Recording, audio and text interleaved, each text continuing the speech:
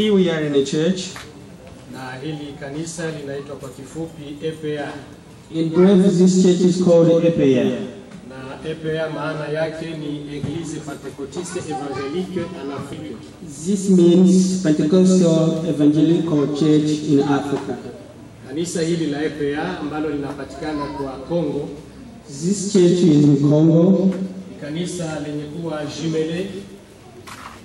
This church is province of liko jumele na kanisa linalopatikana katika États-Unis d'Amérique. The mother church is in the United States of America. Hilo kanisa kwa États-Unis inaitwa New Covenant Pentecostal Church. In the United States, this church is called New Covenant Pentecostal Church. Na hili kanisa linapatikana katika jimbo linaloitwa Cedar Rapids kwa Iowa. This church is in Cedar Rapids, Iowa. Na kwa États-Unis d'Amérique kanisa hili linaongozwa na Pastor Mahoye Shandakwa. The pastor of this church in the United States is called Mahoye Shandakwa. Na hapa EPA inapatikana katika mkoa wa Uvira.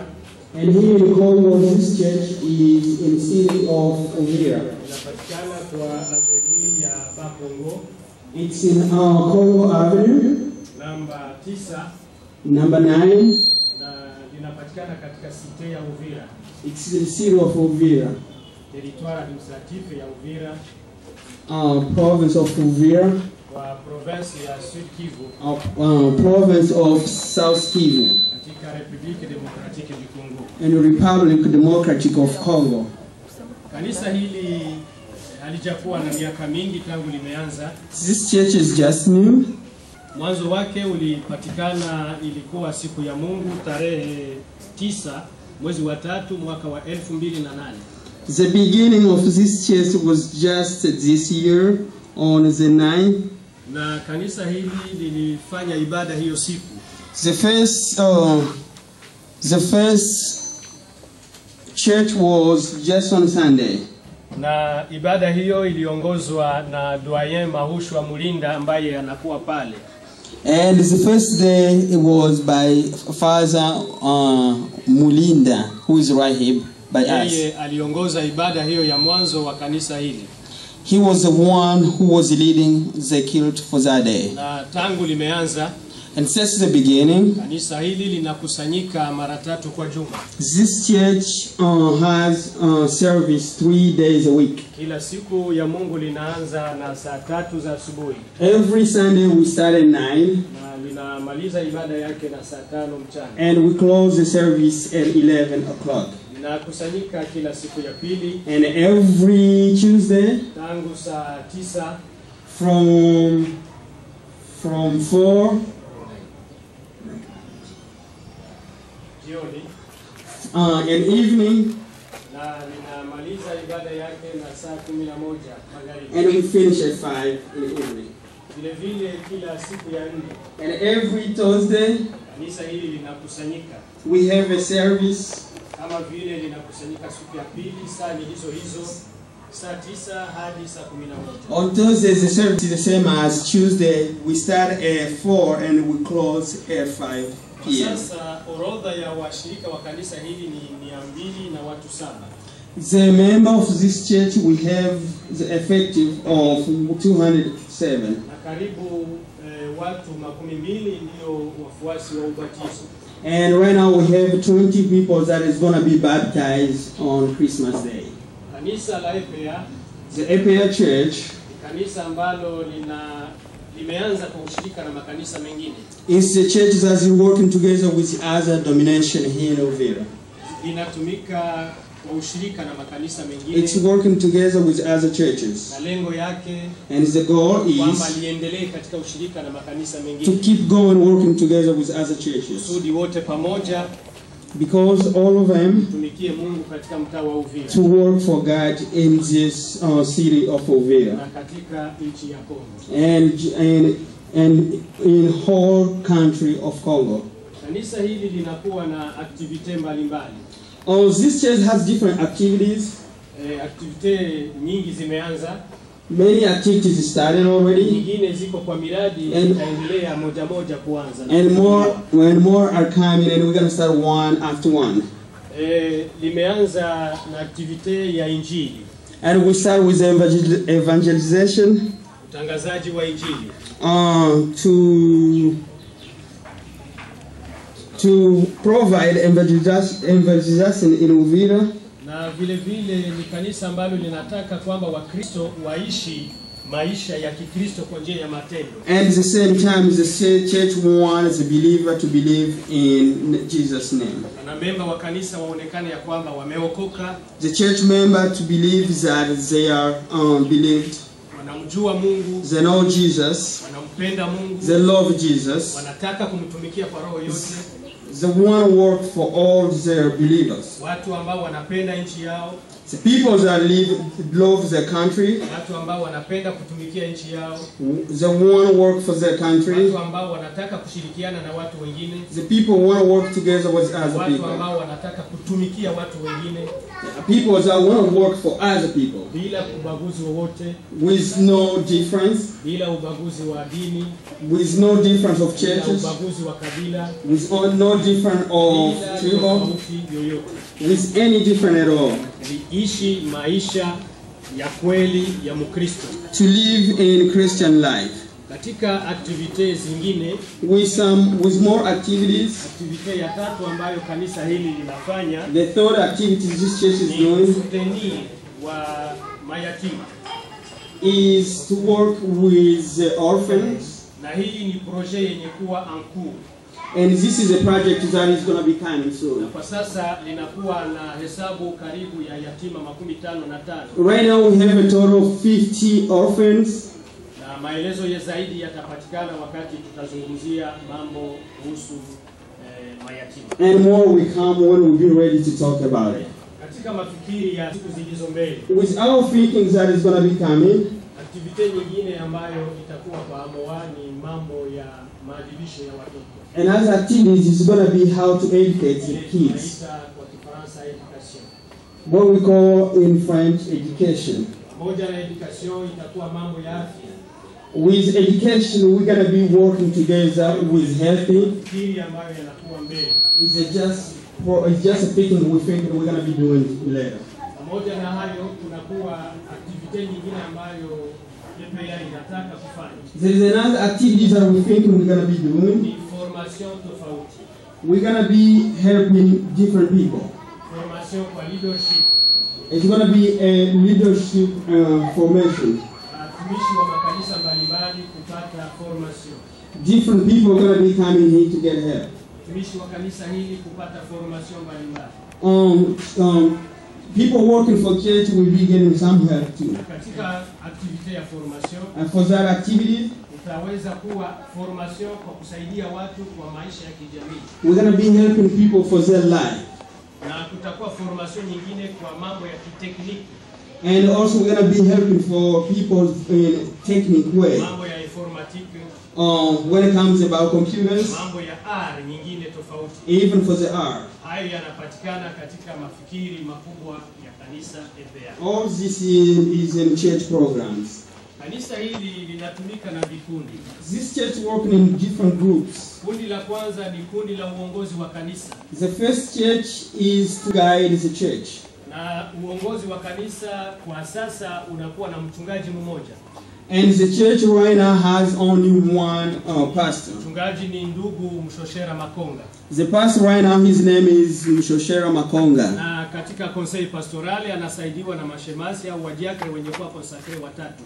And with the advisors, he's working with 3 diacres. Na wadiakre wengine kwa siku za usoni watabarikiwa. And the other people are going to be providing in later. Neema ya Mungu vile vile wachungaji wengine watabarikiwa. With God's providence, more going to be coming. Na tunafikiri Mungu akipenda kwa mkutano ulio mbele tutaonyesha mabadiliko. And soon we're going to be showing the difference. Namna gani kanisa hili linataka kutumika na kuonyesha kwamba ni kanisa lenye nguvu. And how this church is going to be working. Kanisa lenye lengo. The church that has a goal. Kanisa lenye kuwa determine. The church has determination. Kuonyesha kazi ya Mungu. Shows the God work. Kwa nguvu za kiroho na kwa nguvu za kiakili na nguvu za kimwili. For all our need, we're going to be working together. Conseil pastoral inasaidiwa na washauri. The pastors advisors are working with. Kama vile tumesema tunakuwa na doyen Mahushwa kama mshauri mkuu. As we said, we have a leader, Father Mahushwa. Na msaidizi mwingine kama mshauri mdogo ni ndugu Kibambazi ambaye. And his vice advisor is Pastor Kibambazi. Na wengine ambao tunawapata mara kwa mara kama wasaidizi. With others we're going to be getting as advisor or helpers. Kundi lingine ambalo tunakuwa nalo ni kundi la kwaya. And as a group that we have is a church. Si kusimama mahali wanakuwa. They can stand up, we can see them. Tunawashukuru sana kwa kazi nzuri mnafanya. We thank you guys for the work you're doing for the church. Tunatumaini Mungu atawabariki. And we hope God is going to help you. Baraka yenu ifike kwa Kongo mzima. As that help can go around all the country. Shina la kutangaza injili. You guys will be the lights that are going to provide. God can show you the future. God help your families. God help your goals. Thanks a lot. We have 25 members in that church. And we have fathers and mothers. Binti na wamama ni kama 17. Young girls and brothers are 17. Wanaume wawili. Two boys. Vijana wavulana kama 5 hivi. Young boys and girls around 5. Tunakuwa na kundi lingine ambalo ni kama germoire yetu. We have another group. Na hilo kundi ni kundi la vijana, ninawasihi kusimama. It's for our young church, our young choir. Hilo ni kundi ambalo kwa matumaini tunafikiri litaonyesha vile vile moto wa kiroho kwa kanisa hili. We are hoping that this group is going to work with the guidance of God to provide Jesus word. We wish you good luck. Mawazo yenu, your thinking, yaangalie mbali. We look so far. Don't look just the place where we are. Look very far from where you guys are. God bless you. Jesus said one day, look far from your eyes and look the record. And this is the time Jesus wants to help this church. And your thinking doesn't have to be just here in Uvira. Look all the South Kivu and look all the country. And after that, look all the country. Everything will be passport in Jesus' name. God bless you.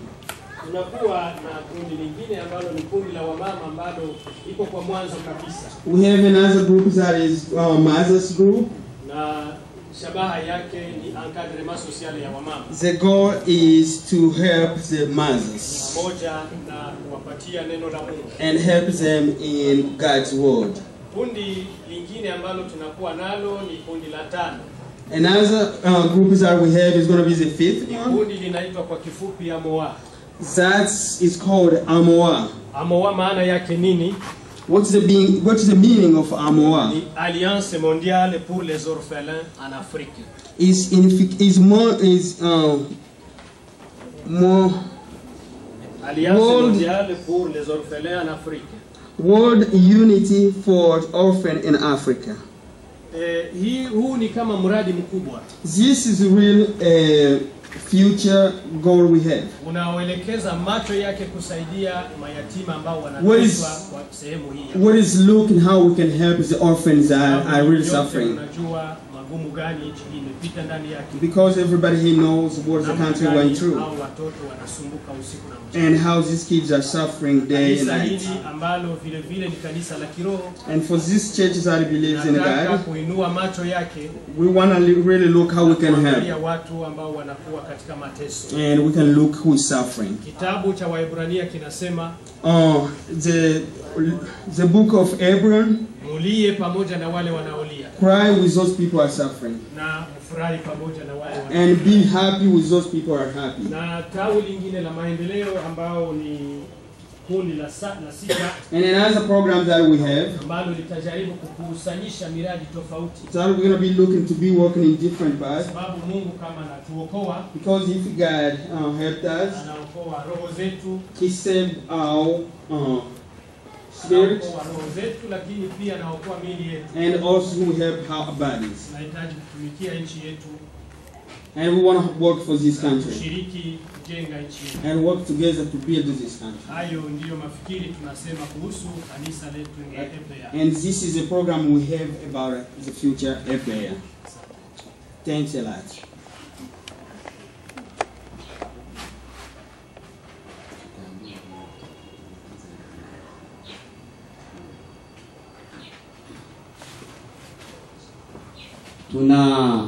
We're gonna add some. Mahali hapa ambapo tunakusanyika. This place where we gather. Ni nafasi provisoire. It's just a temporary place. Ini maombi yetu kwa Mungu. Our goal is to pray God. Matumaini yetu kwa Mungu. And we hope to God. Kwamba wakati mmoja. One day. Mungu atatupatia nafasi kubwa. We have our own place that is going to be called a church. Jengo ambalo ndani yake tutaendelea kumtumikia. Where we're going to be working together in the same church. Katika vikundi. In group. Kuna kikundi cha École de Dimanche. We have a branch for the little kids. Na kinakuwa na watoto karibu 17. And that group are a number of 70 or more. Wanafuata neno la Mungu kila siku ya Mungu asubuhi. Are coming here to get God help in the morning. Ndio, asante. Thank you.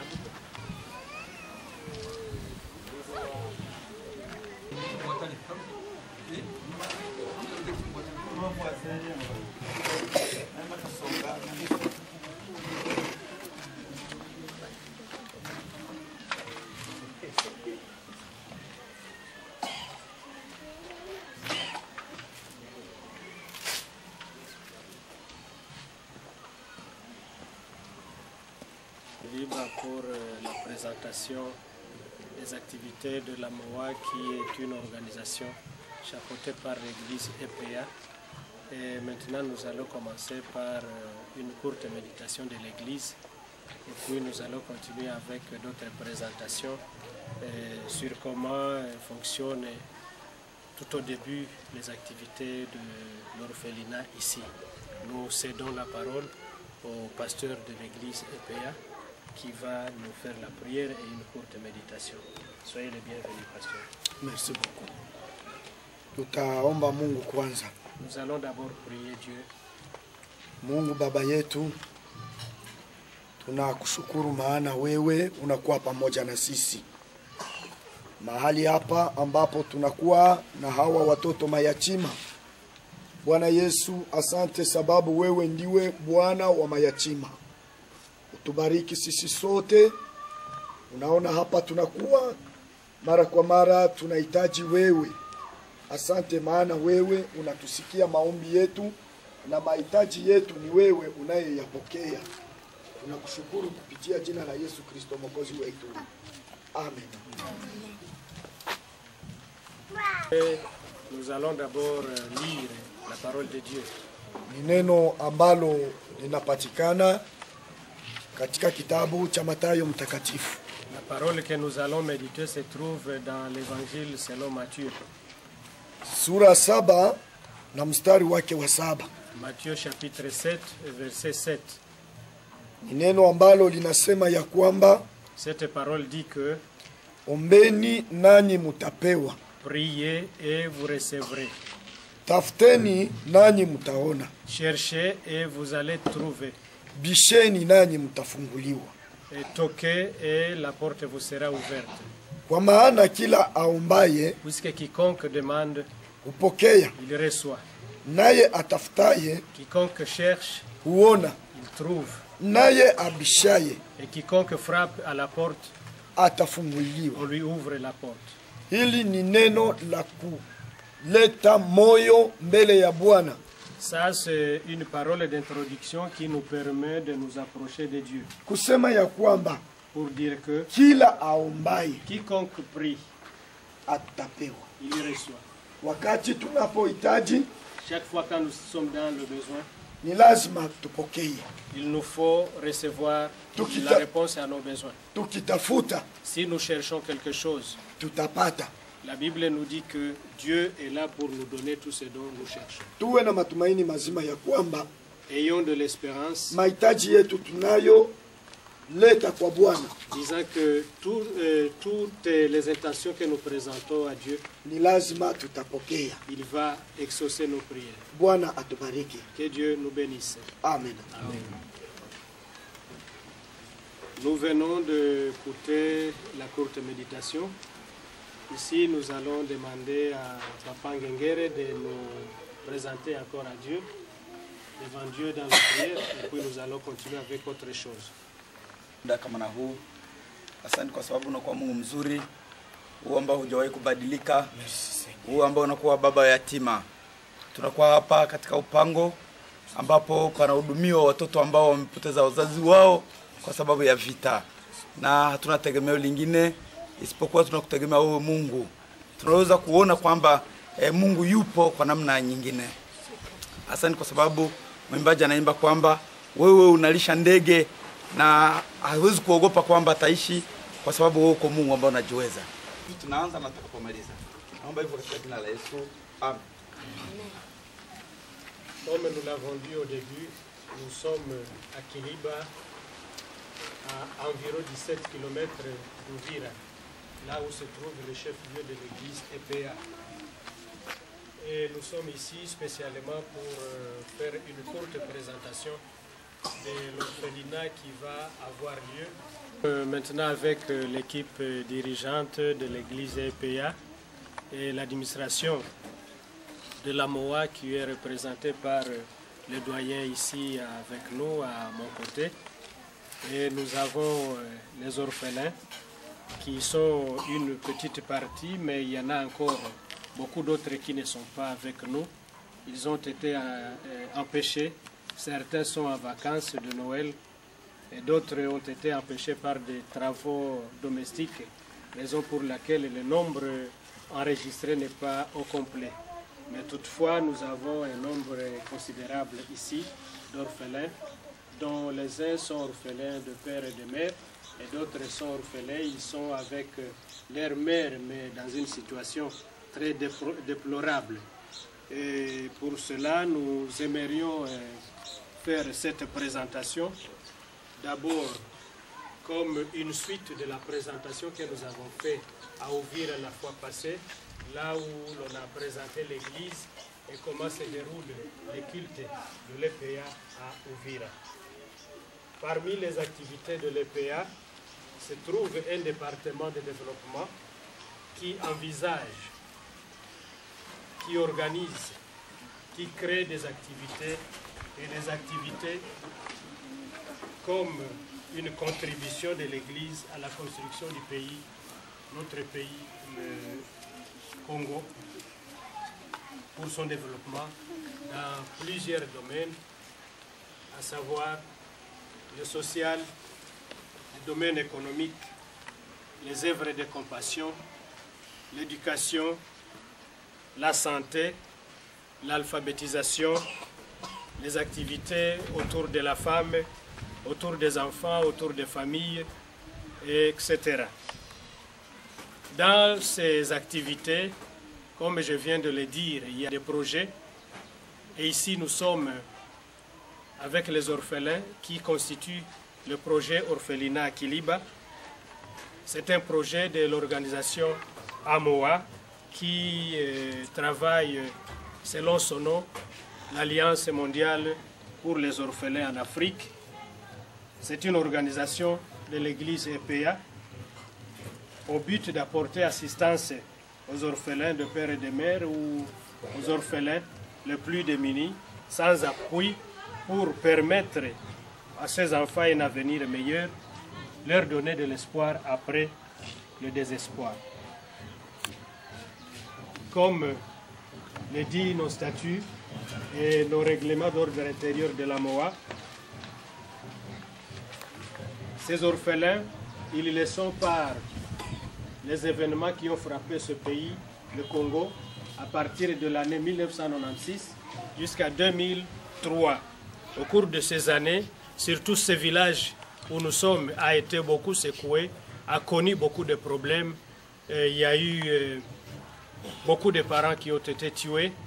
Il y a aussi des conséquences des guerres consécutives qui ont apporté des maladies et une pauvreté sans égale. Raison pour laquelle même les soins médicaux ont semblé très difficiles jusqu'au point où les parents n'étaient plus capables de se payer les frais médicaux à l'hôpital et les conséquences néfastes en découlent sont nombreuses.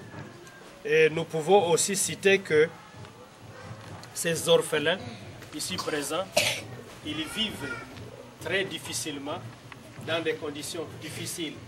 Nous aurons l'occasion d'écouter certains enfants qui vont nous parler de comment ils vivent, puisque la plupart de ces enfants vivent dans des familles de chrétiens, des familles qui s'occupent de ces enfants, mais avec la MOA, nous avons l'espoir que cet orphelinat pourra apporter une solution, pourra apporter un appui pour qu'ils se sentent appuyés, soutenus dans leurs difficultés. Et je pense qu'avec l'appui et l'assistance des bienfaiteurs, nous pourrons apporter de l'espoir, nous pouvons créer un avenir meilleur pour ces enfants et aider dans la situation où ils se trouvent. Je voudrais peut-être céder la parole à quelqu'un d'autre qui peut ajouter à ce que je viens de dire. Nous avons des mamans ici, nous avons l'équipe de l'église, nous avons les gens de l'EPA. S'il y a quelqu'un qui peut nous ajouter quelque chose, nous lui cédons la parole. Juste comme le modérateur vient de le dire, nous sommes ici à Kiliba.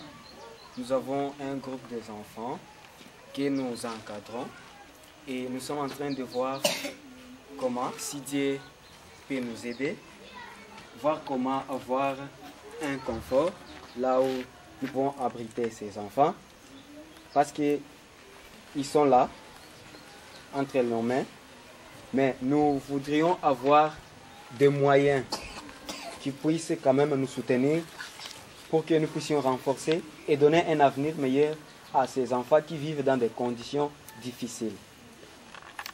Merci. Merci pour l'idée. Il y a quelqu'un d'autre? Que nous sommes tout au début. Le projet Orphelinat Kiliba est au début. Nous n'avons rien, nous avons commencé avec zéro. Et nous avons vraiment besoin d'un soutien. D'abord pour acquérir une parcelle, là où nous pouvons bâtir des bâtiments qui peuvent abriter ces orphelins. Avoir des bâtiments aussi, c'est un projet qui va suivre après l'acquisition d'un terrain. Aussi, les bâtiments, une fois érigés, ils auront besoin d'être équipés. Nous aurons aussi besoin d'un soutien pour des activités journalières de l'orphelinat. On pourra par la suite créer des activités durables, aussi créer des activités d'autofinancement pour le projet de l'orphelinat. Et nous pensons qu'une fois ce projet soutenu, il va contribuer au développement de ces milieux dans lesquels nous nous trouvons. Et brièvement, je voudrais parler sur des activités qui vont avoir lieu dans l'orphelinat une fois mise en place. Il y aura un encadrement moral et spirituel par l'Église EPA, soutenu par l'équipe cadre de la MOA. Dans cet encadrement moral et spirituel, il y aura chaque fois, chaque jour, la prière et la méditation de la Bible. Il y aura des études bibliques orientées sur des thèmes bien ciblés. Il y aura des enseignements divers, des enseignements autour de la parole de Dieu, des enseignements sur l'amour du prochain, puisque, comme vous le savez, les orphelins ont besoin de savoir comment vivre avec les autres. Comme vous le savez, à cet âge que vous pouvez remarquer grâce à ces images, vous trouverez qu'ils sont quelque part traumatisés et qu'ils ont besoin d'un soutien moral, psychologique et spirituel. Nous pensons aussi qu'un enseignement autour de l'amour du prochain sera quelque chose qui va les aider dans leur avenir. Parmi les enseignements, il pourra y avoir des enseignements aussi qui parlent sur comment ils doivent se connaître, comment ils doivent s'accepter et comment ils doivent s'aimer. Ils doivent avoir un enseignement autour du pardon, autour du savoir-vivre. Ils pourront aussi avoir des enseignements ou des informations sur le VIH, SIDA et des maladies sexuellement transmissibles. Dans ce cadre, encadrement moral et spirituel, nous pouvons encore ajouter d'autres puisque la liste n'est pas exhaustive. Aussi, parmi les activités, nous pensons qu'il pourra aussi avoir lieu des occasions de partage, de dialogue et de formation et information. Dans ces occasions de partage, les enfants peuvent se partager des proverbes, des adages, des expressions. Ils pourront, grâce aux tantes et des encadreurs, organiser des compétitions sur des sujets bibliques, sur des versets bibliques mémorisés. Dans le cadre du sport, aussi des questions et des réponses dans divers domaines. Ils pourront aussi échanger sur des expériences vécues dans leurs difficultés et dans leurs problèmes, comment ils luttent contre la vie, quelles solutions ils ont malgré leur enfance, mais nous pensons qu'ils peuvent avoir quelque chose à échanger avec leurs camarades. Ils pourront aussi construire un esprit d'équipe et de fraternité. Avec les formations, nous pensons qu'avec des techniciens, des psychologues, etc., avoir des formations sur l'espoir de vivre, sur comment lutter contre la solitude, sur comment survivre avec le manque des parents, sur l'encouragement et faire face à la vie de chaque jour. Pour leur créer un avenir, il pourra y avoir aussi des jeux et des métiers. Ici, en parlant des jeux, l'orphelinat pourra organiser des cantiques grâce à l'audio et à l'audiovisuel. Ils pourront aussi organiser des sketchs et des pièces théâtrales. L'orphelinat pourra organiser aussi des sports comme le footing, le football, le volleyball, etc. Aussi, dans des jeux, les contes ne peuvent pas manquer, les devinettes et quelques occasions de promenade dans le milieu. Des jeux comme les puzzles, les jeux de cartes, etc. Et en plus de ceci, comme ils sont orphelins, il y a des occasions qui pourront être faites pour qu'ils puissent avoir quelque chose à suppléer sur leur alimentation. Et avant que l'orphelinat s'effectue, ils pourront chaque fois venir, se réunir, faire le partage, écouter la parole de Dieu, faire des jeux, apprendre quelque chose, mais aussi avoir un peu de repas pour leur vie ou leur corps. Nous envisageons dans l'avenir créer des métiers au sein de l'orphelinat, le tricotage pour les filles, la coupe-couture, le tissage et la vannerie, la broderie, la maçonnerie pour des garçons et la menuiserie. Et selon les occasions, selon les possibilités, on pourra même organiser pour des enfants qui suivent l'école des exercices à l'ordinateur. Mais aussi un grand problème qui est là et qui reste, c'est la nourriture, les habits et la scolarisation. Et pour que je ne puisse pas monopoliser seul la parole, je voudrais aussi remettre encore la parole à d'autres personnes qui pourront m'aider, qui pourront encore citer quelques activités qu'on peut encore ajouter à cette liste. Là, peut-être nous pouvons nous diriger déjà vers le parcelle dans laquelle nous avions acheté ou pour construire ou ériger une orphelinat pour les enfants que vous voyez. Comme je l'ai dit, l'importance est dite. Nous demandons à ceux qui le bien fait, qui pourra nous aider, et pour aider ces enfants, ces orphelins qui n'ont pas de père ni mère. Enfin, je crois que je n'ai pas d'autre chose à dire en tant qu'administrateur de l'amour. Merci. Oui, merci pour cette parole.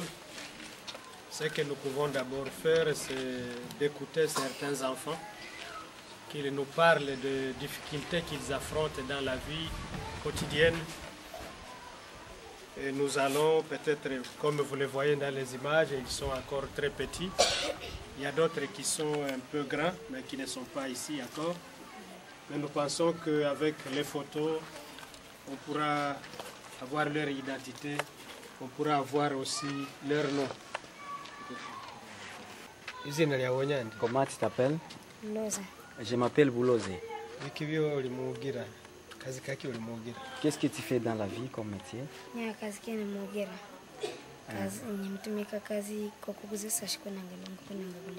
Les métiers que moi je fais, je vends les sachets au marché pour m'acquérir peut-être d'un stylo.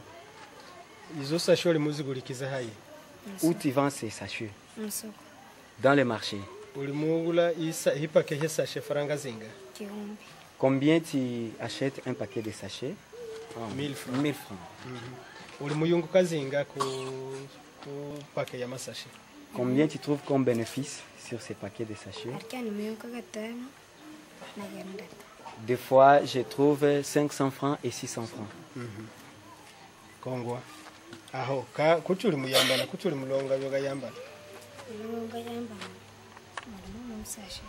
Il demande comment il trouve à se vêtir. Il dit que c'est à partir de ces sachets qu'il trouve. Est-ce que tu peux te souvenir des années? J'ai 12 ans. Tu étudies où? J'étudie à l'école primaire Moussenga en 6e école primaire. Ils ont des habits déchirés et ils vivent très difficilement. Comme vous le voyez, il y a d'autres qui n'ont pas une meilleure santé, des chics même, des plaies, ils n'ont pas des occasions à se faire soigner. C'est vraiment une vie difficile. Bon, nous allons encore demander à une autre.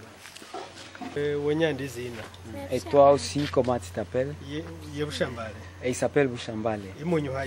Chez toi, c'est où? Chez moi, c'est à Moussenga. Est-ce que tu étudies? Elle dit non.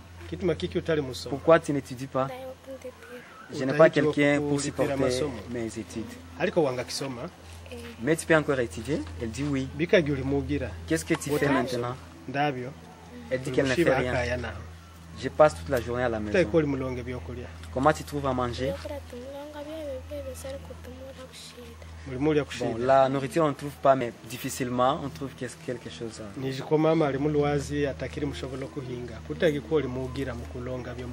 Ta maman est déjà faible. Comment vous trouvez quelque chose à manger?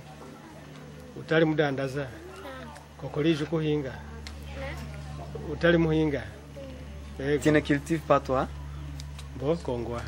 Merci. Comment tu t'appelles? On m'appelle Aimé. Je suis en première année CO. Qui paie les études pour toi? C'est mon oncle paternel qui paye pour moi, mais difficilement. Souvent, est-ce qu'on te chasse parce que tu n'as pas payé à l'école? Oui, il y a des fois on me chasse. Comment tu trouves les habits?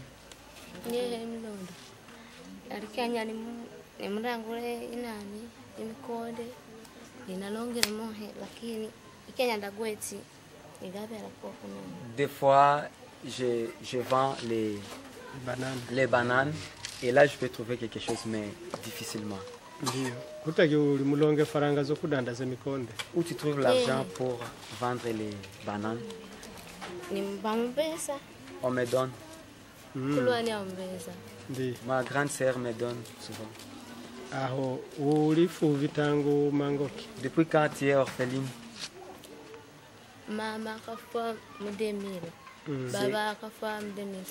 C'est depuis 2001 que la maman est morte. En 2006, le papa aussi est parti. Quelles sont d'autres difficultés que tu trouves dans la vie? Je ne trouve pas les habits. Je ne trouve pas des souliers.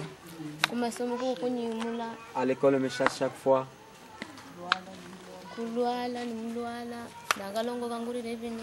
Lorsque je tombe malade, j'ai difficile à trouver les traitements.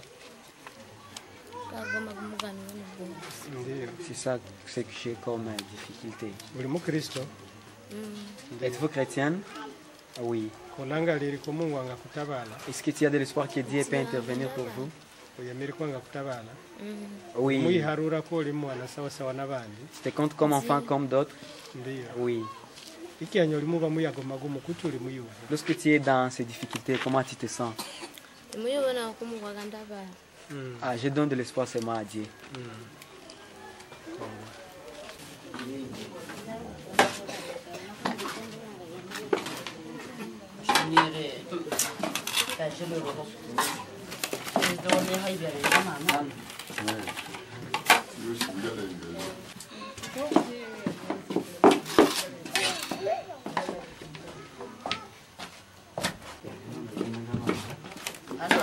Ici, on prépare les enfants à avoir leur repas.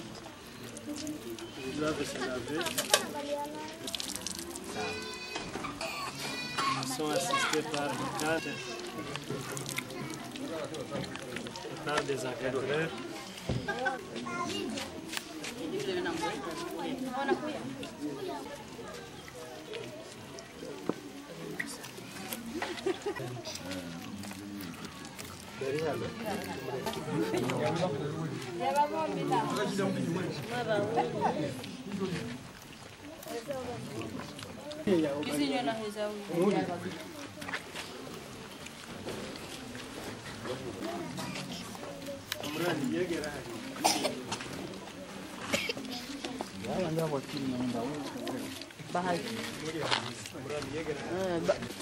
Rosa sana mga katulad ba na ko. Na believe. Mugaya kwa nini? Ngule pole pole. Bana bagamala banatundi.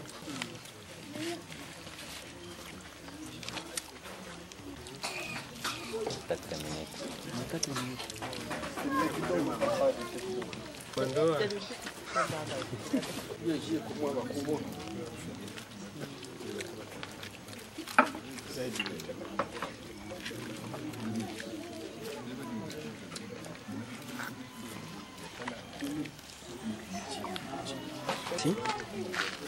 Oui. ya watoto wetu mayatima. Pour ces enfants orphelins qui se trouvent là devant vous. Yatima wa baba na mama.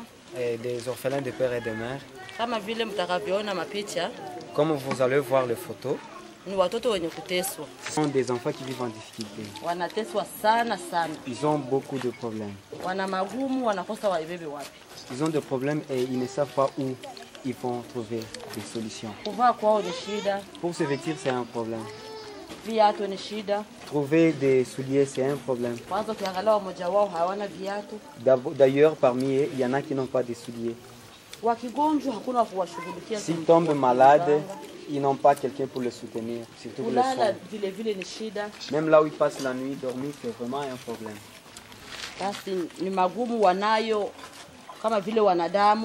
Oui, comme des êtres humains, ce sont des problèmes qui les accablent. Ils veulent que Dieu puisse intervenir. Et comme la Bible l'a déclaré, que celui qui demande trouve. Et c'est comme ça que vous les trouvez en train de manger, mais difficilement. Merci pour ça.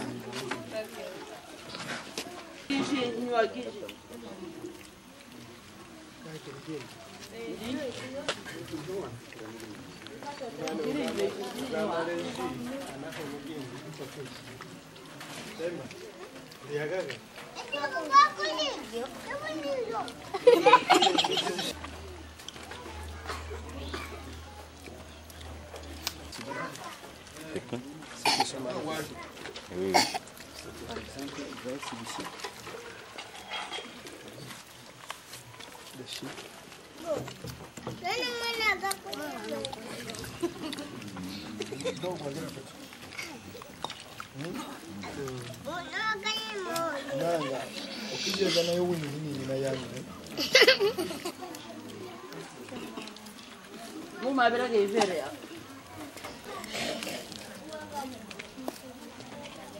Riagaga. Vaya. Teman, kamu cuma Rika ya? Ya, mtam. Baik kare.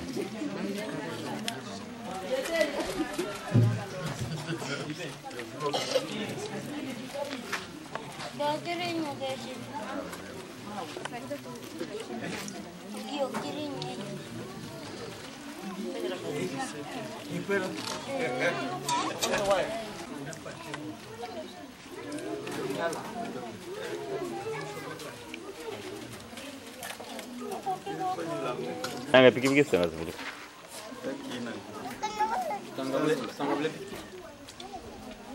Sebelah apa?